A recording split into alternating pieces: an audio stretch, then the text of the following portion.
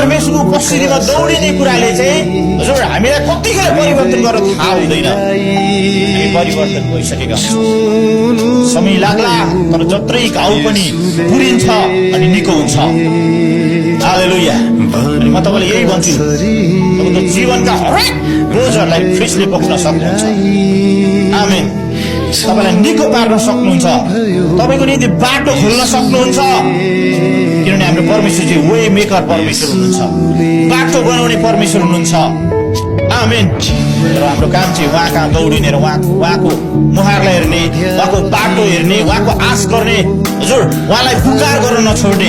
किनभने बाइबलमा हामी देख्छौँ जतिजनाले परिस्थिति र मनस्थितिलाई हजुर विचार नगरेर नसुनेर जतिजनाले येशू दाउदका पुत्र ममाथि दया गर्नुहोस् भनिरहे हजुर तिनीहरूलाई येशूले छुटकारा दिनुभएको छ, जवाब दिनुभएको छ।